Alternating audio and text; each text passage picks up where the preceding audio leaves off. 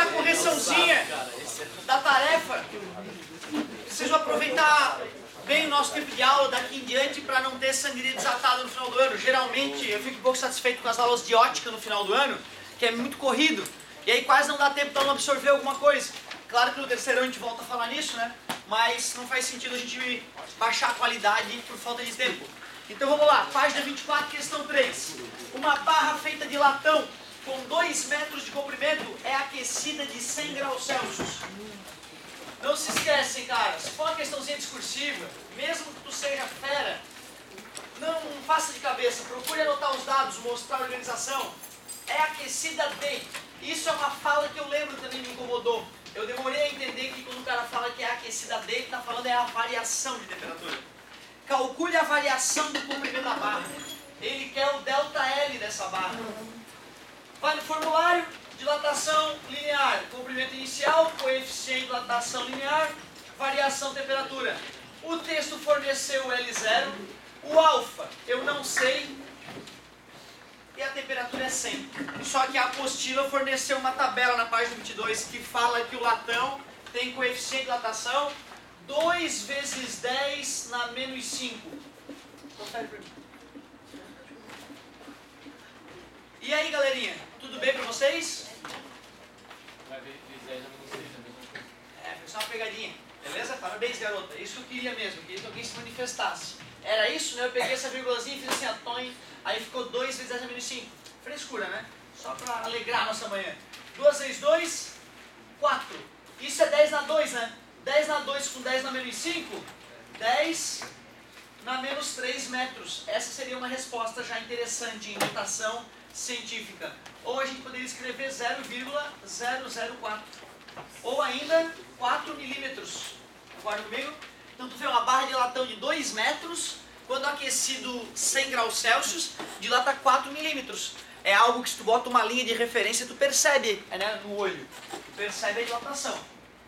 Questão, letra B agora. Letra B. Calcule o comprimento final da barra. Pô, se tinha 2 metros e dilatou 0,004, o final é óbvio, 2,004. Porém, para questões de documentação do raciocínio, vamos usar a ideia de variação. A variação é 0,04. O comprimento final eu quero descobrir. E o inicial é 2. Menos passa... Mentirinha, né? Soma 2 em ambos os lados. L igual a 2,004 metros. Show de bola. Então, bem light a questão, né? Questão bem básica aí para começar a brincadeira. Questão 4. Em relação ao exercício anterior, responda, mantendo as demais condições, qual seria a variação do comprimento caso a variação de temperatura fosse o dobro, ou seja, 200. Pô, peraí. Se eu for refazer o item A, ficaria ΔL igual 2 vezes 2 vezes 10 na menos 5, só que em vez de 100, 200. E se eu faço a conta, 8, né? 8 vezes 10 na menos 3 metros. Então o que eu percebi? Eu percebi que se a variação de temperatura dobra, a dilatação dobra. Beleza. Mantendo as demais condições, letra B agora, qual seria a variação do comprimento caso o comprimento inicial fosse o dobro, ou seja, 4 metros? Então, ΔL igual, no lugar do 2, 4, 2 vezes 10 na menos 5, e qual a temperatura? 100, né? Porque ele falou as condições iniciais. E o 200 já não é uma condição inicial. Faz a multiplicação, 8 vezes 10 na menos 3. Como? É? Mantendo as demais condições, qual seria a variação do comprimento?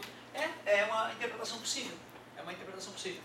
Eu acredito que não, porque eu acho que nessa hora ele queria mostrar para o aluno isso, que uma mudança de temperatura tem o mesmo efeito que uma mudança no comprimento inicial proporcionalmente. Ou seja, que a dilatação que o objeto sofre é diretamente proporcional ao tamanho inicial e a variação de temperatura. Não quando não pudesse concluir isso também fazendo dessa maneira, né? O autor aqui, deixa eu ver, 4, ele usou 100, Mas eu também não, esse tipo de coisa eu não dou valor, entendeu? Eu não dou valor porque eu acho que não mostra se o cara sabe física ou não sabe física, é uma questão de interpretação, né? O cara poderia ter sido mais mantendo as demais condições iniciais, se ele bota uma palavrinha a mais, ele deixa a coisa certa, né? Beleza? Sem problema, acredito que a tua interpretação é absolutamente aceitável. Letra C. Mantendo as demais condições, que poderia ser interpretado como, né, fazer as mudanças ocorridas em A e B, eu vou continuar com as condições iniciais. Qual seria a variação de comprimento caso a barra fosse feita com material cujo coeficiente de dilatação fosse o dobro do coeficiente de dilatação do latão? Eu repetiria todos os cálculos com os dados do início, 2, variação de temperatura 100, só que ele pediu para usar uma dilatação o dobro, 4 vezes 10 na menos 5. Fazendo a multiplicação, 2 vezes 4, 8, as potências são as mesmas, 8 vezes 10 na menos 3. Dessa forma, ele mostra pra gente o porquê que a fórmula é do jeito que é. A fórmula é do jeito que é porque comprimento inicial, o tipo de material e a variação de temperatura, todas essas características interferem diretamente proporcional à dilatação que o objeto sofre. Show de bola. Depois dessa, eu pedi qual mais? Página 26, 2 e 3. Página 26, 2 e 3. Vamos abrir um espacinho aqui. Falar o seguinte, questão bem interessante, ó. Página 26, questão 2. Um telescópio registra sobre um detector quadrado de silício, denominado CCD, de 2 centímetros de lado, a imagem de uma parte de um conjunto de estrelas uniformemente distribuídas. Uma quantidade de 5.000 estrelas é focalizada no detector, quando a temperatura deste é de 20 graus Celsius. Para evitar efeitos quânticos indesejáveis, o detector é resfriado para menos 80 graus Celsius. Tu vê, né, cara, em algumas temperaturas os materiais têm uns comportamentos meio bizarros que podem deixar a imagem, né, gerada por esse equipamento com pouca nitidez. E aí, se tu resfriar o material a uma temperatura bem baixa, como a vibração molecular vai ser menor, esses efeitos vão ser menores e aí tu vai ter uma imagem mais nítida. Dado, considere que o coeficiente de dilatação linear do silício é de 5 vezes 10 na menos 6 graus Celsius na menos 1. Com base nessas informações, pode-se afirmar que o número de estrelas detectado depois do resfriamento é de aproximadamente... Pelo que ele diz, já que as estrelas estão uniformemente distribuídas, ele deve estar querendo me dizer que a área do chipzinho sensível à luz é diretamente proporcional ao número de estrelas focalizadas, né? Certo? Qual é a área inicial desse chip detector? 4 centímetros quadrados, concordam? Se ele tem 2 e 2, 2 vezes 2, 4 centímetros quadrados. É o S0. Quando ele tem 4 centímetros quadrados, detecta 5.000 estrelas, não é isso? Se eu achar nova área, eu posso fazer a regra, né? E calcular quantas estrelas ele detectaria. Delta S, vou calcular a variação da superfície. É a superfície inicial, vezes beta, vezes a variação de temperatura. Superfície inicial é 4, coeficiente de dilatação superficial do silício. Ó, o cara me deu um linear, cara, ó o perigo. O beta é o dobro do alfa aproximadamente. E o alfa é 5 vezes 10 na menos 6. Beta igual, 2 vezes 5? 10 com 10 na menos 6? 10 na menos 5 graus Celsius na menos 1. Agora que eu achei o beta, eu posso substituir. Tu vê, né, cara? É tá atento. O cara tem que estar muito viajão para colocar o alfa no lugar do beta. Uma coisa que a gente já discutiu. Tem que tomar cuidado com isso. Vai estar no formulário. Não tem pegadinha, vai estar no formulário. Variação de temperatura. Qual vai ser a variação de temperatura? Final Menos inicial, ó o perigo, hein? Qual é a temperatura final do chip? Menos 80. Temperatura inicial. Né? Não é menos essa temperatura, né? Era 20 positiva a temperatura, né? Antes dele ser resfriado. E menos 20 com menos 80. Ah, cara, ele foi resfriado. Se ele foi resfriado, ele encolhe, né? Se ele encolhe, detecta menos estrelas. Estou entre a C e a D. Ele vai encolher muito ou pouco? Bem pouquinho, né? Letra D. Se o cara tá ligado, esse é o tipo de questão, claro, eu vou continuar calculando, entendeu? Mas se o cara tá ligado, ele lê, vamos letra D, bum, ele resolve em 30 segundos a questão, certo? Claro que eu quero também que tu saiba fazer o cálculo. Se eu botar, tipo, ao invés do 4 centímetros para direita e 5 mil estrelas, já Também vai funcionar, tu já está substituindo 4 pelos 5 mil, né? De certa forma tu tá usando essa proporcionalidade, né? Muito bom. Variação de temperatura deu menos 100. Show de bola. Então a variação da superfície vai ser menos 4, 10 na menos 5 com 10 na 2, 10 na menos 3 centímetros quadrados. Então quanto é a superfície final, já que ele sofreu uma redução de área de 0,004? Se tinha 4 e reduziu 0,004, ficamos com 3,996. X. Multiplicação cruzada, agora está óbvio, né? Agora está óbvio que esse número tem que ser muito próximo de 5 mil. Não vou continuar. Aí, ó. Regrinha de 3 não, né, Monkey? Coisa linda, bonitinha essa questão. Bonitinha. Questão 3. Eu te contei, né? Eu acho que já daquele... Há muito tempo atrás, 10 anos atrás, estava vendo uma reportagem, tanto já devia ser antiga na TV Cultura, sobre o melhor telescópio já produzido até então. Né? Um japinha lá projetou um telescópio que quanto maior o espelho, né, do telescópio, mais luz ele consegue captar e concentrar num ponto, mais distante a gente consegue enxergar e melhor qualidade tem a imagem gerada, né, para observar galáxias distantes. E aí então tu tem um problema do diâmetro do espelho, né, do espelho parabólico que tu vai usar. Né? Quando tu vai cozinhar alguma coisa, espelho é vidro, né? Tem uma camadinha de vidro, né? Uma película refletora pintada por trás, né? E o vidro, como vocês devem saber, é areia, silício derretido, né? Areia derretida que tu vai botar numa forma e tu vai ter que resfriar. E como ele está quente quando o fluido, para ser jogado na forma, e depois vai esfriar, vai ocorrer uma contração térmica, né? E uma contração térmica pode gerar trincas, lembra? Certo? Pode até quebrar um copo, né? Certo? Então tu vê, o problema de fabricar telescópios poderosos antigamente era o tamanho do espelho. Era difícil fazer espelhos grandes. E aí parece que o Japinha quis fazer um espelho com um diâmetro de, não sei se era 4 ou 8 metros.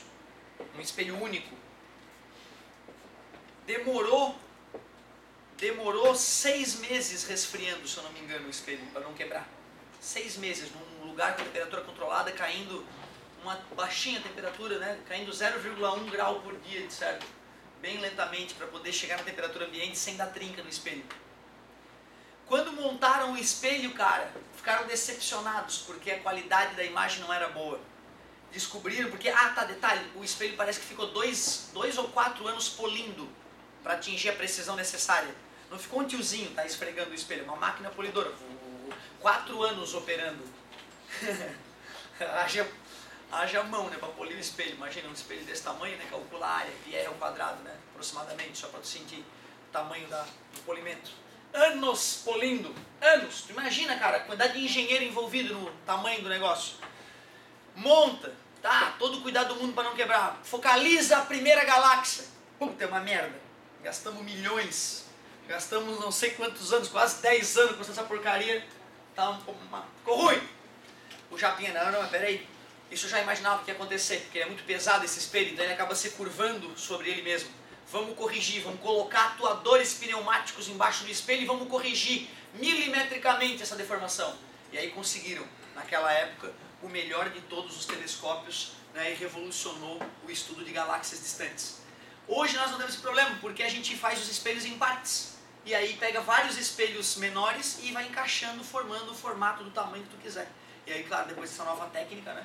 Aí já temos telescópios hoje que podem detectar galáxias que estão a 12 bilhões de anos-luz. Ou seja, a luz dela demorou 12 bilhões de anos para atingir.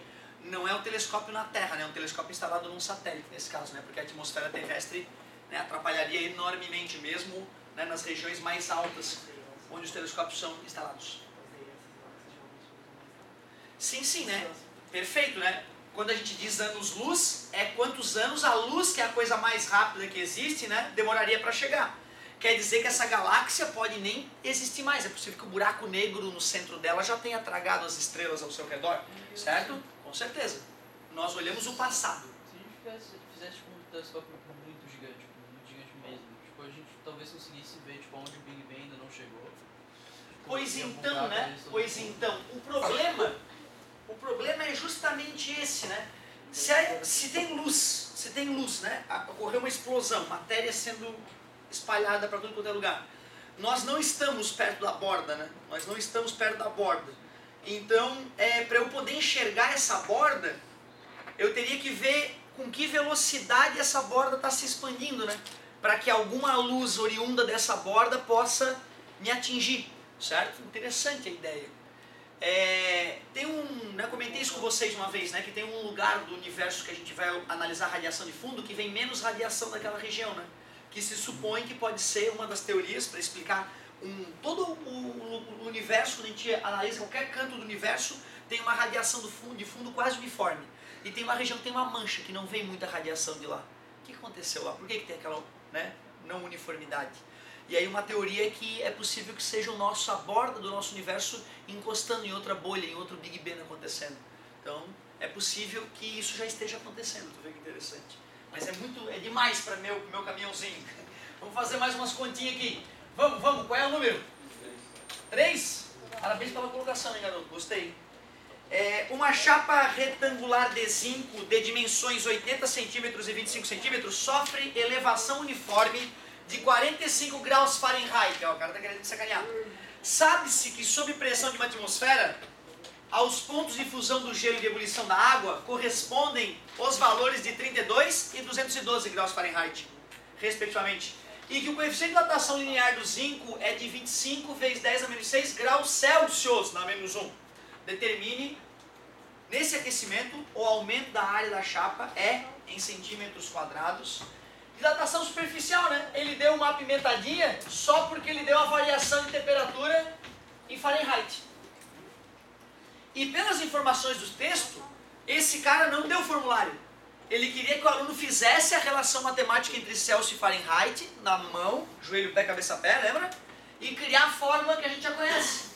Mas a gente já conhece mais que isso ainda, né? A gente já lembra que uma variação de temperatura em Celsius corresponde a uma variação de temperatura em Fahrenheit, de tal forma que se varia 5 num, varia 9 no outro, certo? Então, ele disse que era uma variação de 45. Dá para calcular a variação em Celsius?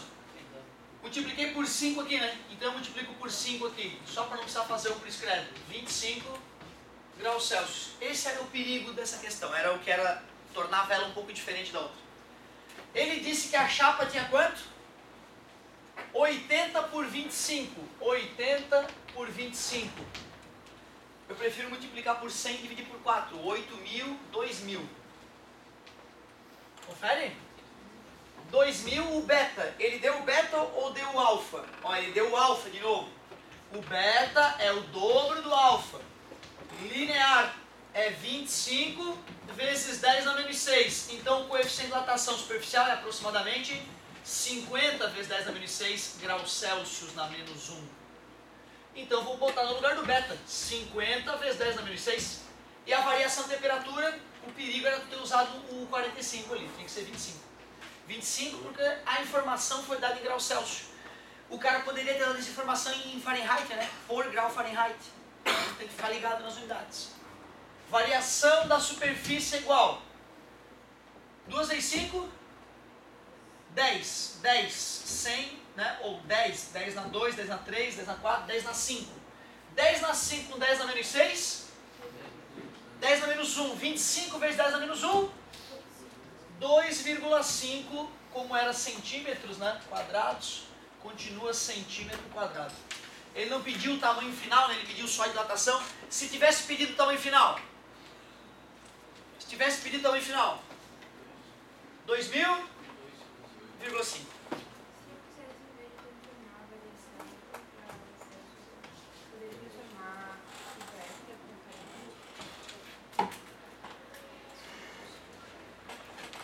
Deixa eu pensar um pouquinho. Quando eu converti esta variação de Fahrenheit para Celsius, eu peguei o 45 e dividi por 1,8. Foi isso que eu fiz. Converter então o coeficiente de dilatação de graus Celsius para Fahrenheit seria multiplicar por 1,8, né? Certo? Que aí...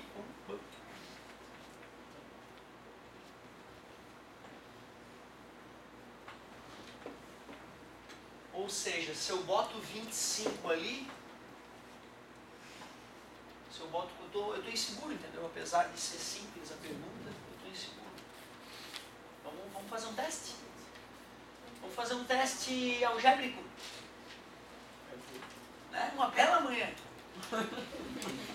Não, mas é verdade, cara. É por isso que é legal, entendeu? É legal porque está nebuloso aquilo ali. Tem que ficar límpido, né? Tem que ficar cristalino. A pergunta dela foi categórica. Professor, eu posso converter o coeficiente de dilatação em vez de converter a nossa temperatura? Né? Aí eu dei uma sondada ali, mas eu quero certeza. Vamos fazer bonito então. Pera aí. A variação superficial é calculada dessa maneira.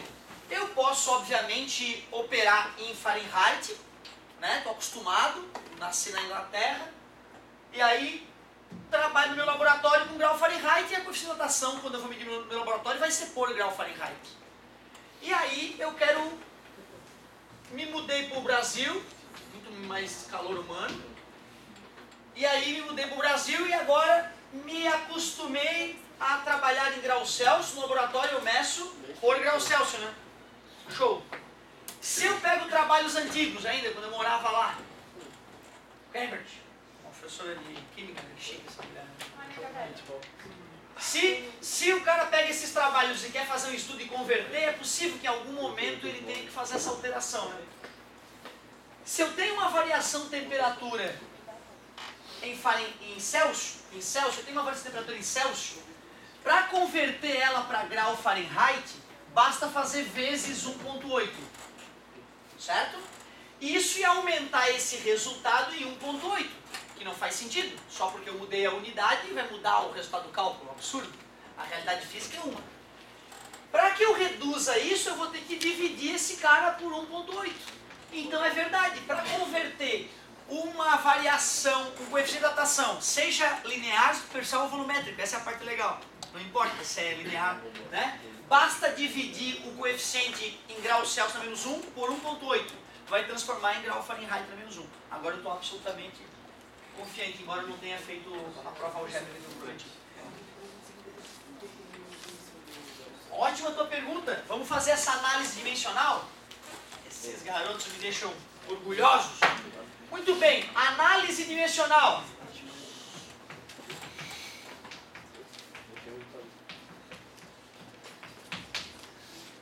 Pô, eu ontem assisti o show do Beatles, cara. Eu não podia, eu tava pra te contar e esqueci, cara. Vocês gostam de Beatles?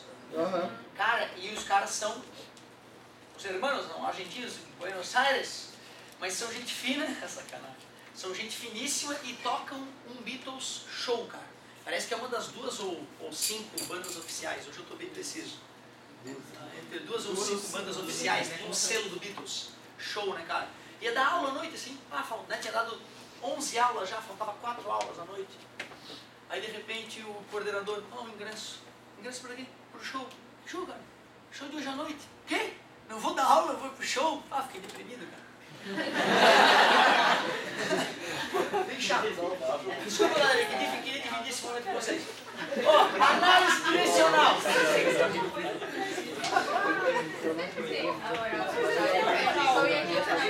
É porque eu queria que vocês estudassem Beatles, entendeu? Que é uma banda legal, é uma banda e às vezes o jovem não tem contato com essa, dependendo do costume musical da casa, ele não tem contato. Eu fui conhecer Beatles meio por acaso, meu pai tinha lá um CD do Sgt. Pepper's Lonely Hearts Club Band.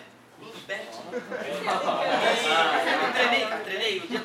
Deus. E aí, cara, eu botei um dia lá, comecei a escutar, e as primeiras vezes eu escutei, aí escutei mais uma vez, mais outra, eu fui me viciando, e aquele CD especificamente, eu fiquei durante algum tempo viciado naquele CD. Eu tive sempre isso, né, vícios, e essa é uma das poucas bandas internacionais que eu me viciei, porque eu sou absolutamente vernáculo do ponto de vista musical. Mas deixa pra lá. Unidade de superfície. Unidade de superfície internacional. Unidade de superfície. Metro quadrado. Superfície, né? Metro quadrado. Variação de temperatura. Grau Celsius poderia ser Fahrenheit ou Kelvin, se tu é chique, não tem problema. Aí tá multiplicando, passa. Essas é algébrico, né? Na verdade a gente dividiria ambos os lados por m ao quadrado vezes grau Celsius, né? E aí ficaria metro quadrado que divide metro quadrado vezes grau Celsius. O colchete é um padrão, tá? Para mostrar que a gente está fazendo uma análise dimensional. Frescura, aquelas frescuras clássicas. Beta igual. Deu 1 por grau Celsius. Então tu vê a unidade do coeficiente de datação, eu posso escrever diferente. Eu poderia ter escrito isso como 5 vezes 10 na menos 5 por grau Celsius. Certo? Mas para usar a propriedade da exponenciação, grau Celsius, né, elevado a menos 1. Sem problema nenhum. Certo? Aquele menos, inclusive, para ficar elegante, a gente coloca assim. E tu vê, né, cara, isso ainda não é uma análise dimensional. Análise dimensional, eu não uso a unidade. Eu uso uma letra que representa a grandeza, porque nem todo mundo gosta de metro. Tem cara que gosta de polegada, gosta de jarda, sei lá o quê. Então, olha só. Uma análise dimensional honesta... Não, jarda foi a viagem na minha cabeça, para alguns esportes que a gente usa, né? Ó, metro é comprimento. Aí para inglês vê, né? Length, não é isso? Length. Como é a pronúncia de comprimento em inglês que vocês me ensinaram no ano passado? Length. Aí é o seguinte, ó. L para inglês V, só que é comprimento ao quadrado, né? A gente usa L ao quadrado. Aqui também é um comprimento, né? Que foi elevado ao quadrado para calcular uma área. E temperatura, a gente usa T mesmo. Vai eliminar esse com esse, vai passar para o outro lado. Então a análise dimensional honesta é que a unidade de coeficiente de datação é a temperatura elevada a menos 1. Seja que unidade for. Certo? Para massa a gente usa M, para comprimento a gente usa L, para temperatura a gente usa T. E para tempo agora, eu estou preocupado do tempo e da temperatura, não lembro.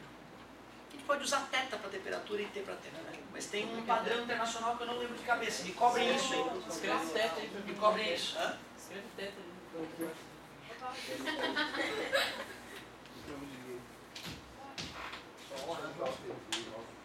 Show. Beleza, galerinha? A tua apostila usa θ, inclusive, para temperatura. Ô, pessoal, qual outra questãozinha? 3 da 28. 3 da 28.